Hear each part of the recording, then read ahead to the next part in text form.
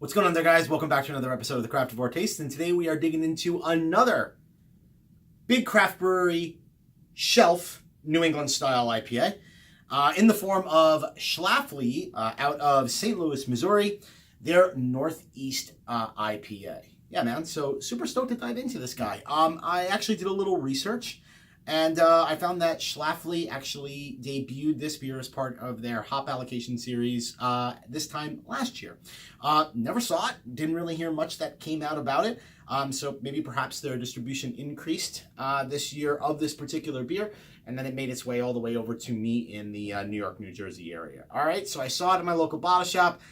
Obviously, if you've watched this channel since its inception last year, you know that I've gone on a quest to find shelf New England style IPAs that are easy to get and at a relatively decent price. So every time I see, kind of a newer craft brewery that has pretty much like a nationwide or an extremely large distribution footprint, make one, I pick it up to give it a try. All right. So we're going to get into this guy. So yeah, Schlafly's Northeast IPA is coming in at 8% ABV. Brewed with Amarillo, Mosaic, Citra, Cascade, and Chinook hops. Yeah, man. So let's go ahead and get straight into the drill, man.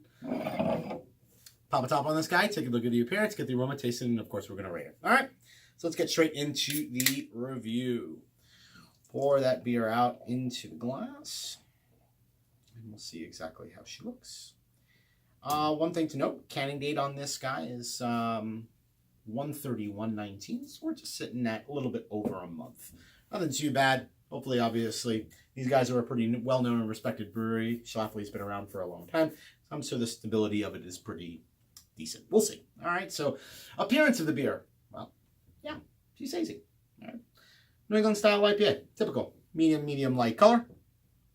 Just kind of below medium gold or medium light gold kind of color. Not really getting into straw hay or anything of that nature, but about a finger's worth of just kind of this nice kind of frothy head.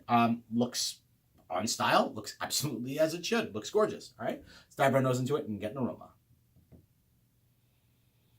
Ooh.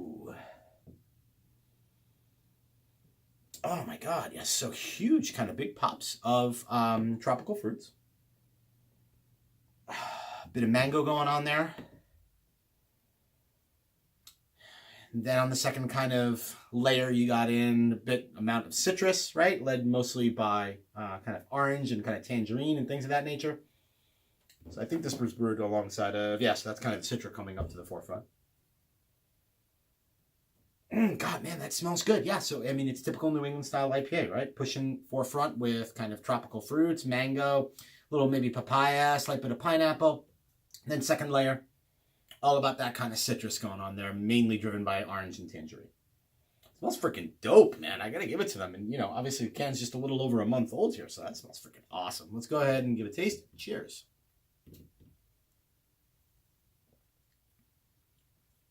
Ooh. Ooh, hey now. Oh, holy shit. Wow.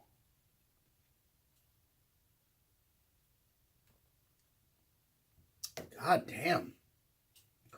Okay, so in the taste, huge big notes of tropical fruits.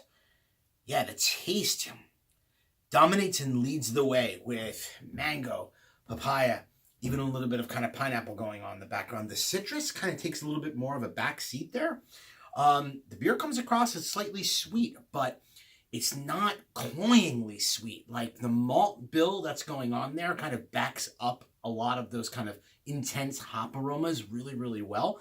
And there's just kind of a nice sweetness kind of layering into the beer that helps with its overall kind of, juicy factor, right? Man, no lingering bitterness whatsoever. Beer kind of dries out. And the mouthfeel on this guy, no joke. There's a creaminess. It's kind of got that going on there.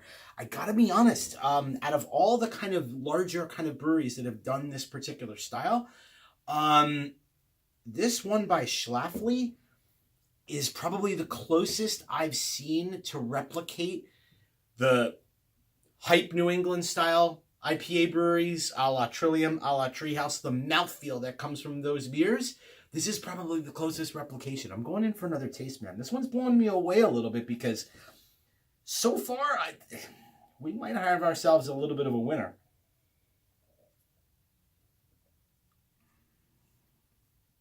Oh my God, I love it. You know, and what's interesting is that there's even a little bit of that kind of treehouse yeasty kind of bubblegum, Flintstone vitamin kind of candied vibe going on there that I'm getting. It's not full on treehouse, right? Like, but there's a little bit of like similarities there. So that's really freaking cool, man. And the beer is absolutely fucking delicious. I'm not going to lie. Wow. Yeah, that's freaking awesome. Wow. All right, so let's go ahead and give her a rating. Man, I'm a little taken aback. I mean, look, Schlafly is a great brewery, right? Been around a really long time. There's a number of beers that they've made over the course of the number of years that I've absolutely loved. So, I'm not sitting here saying that I'm extremely, extremely surprised. I'm just going to say that out of all of the shelf, quote unquote, larger brewery New England style IPAs that I've had over the course of the last year and a half, this is probably going to end up being the best. It's a little unfair, though, because obviously this is part of their hop allocation series, all right? So it is not intended, as far as I know, to be a part of their year-round portfolio, where New Belgium's Juicy Haze Voodoo Ranger is, where Boston Beer Company or Sam Adams New England Style IPA is meant to be, obviously, part of their year-round portfolio. So it's slightly a little bit unfair in that sense, right? As is, Sierra Nevada's Hazy Little Thing, et cetera, et cetera, et cetera.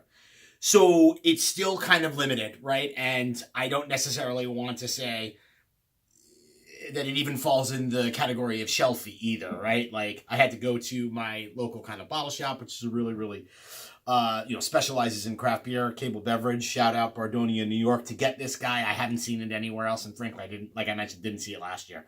So that's a little tough for me to kind of put these with those other guys. But with that said, I'm going to go ahead and rate this beer right now. And I swear to you, I am going to give it a 4.35 caps. Here's why. That's the singular best larger brewery, New England style IPA that I've had all of the ones that I've tasted. So I'm rating it from that perspective. And you know what? At the end of the day, that 4.35 caps, I mean, it's warranted beyond just putting it in that context. Like, the beer is absolutely freaking delicious. All right, so 4.35 caps. Hold on, I'm taking one more sip before I finish this thing off. Freaking awesome. Absolutely love it. 4.35 caps for the Craftavore taste. That'll do it for this episode. Hope you join me again for another episode where I drink, I review, I rate, and then I repeat. Cheers, guys.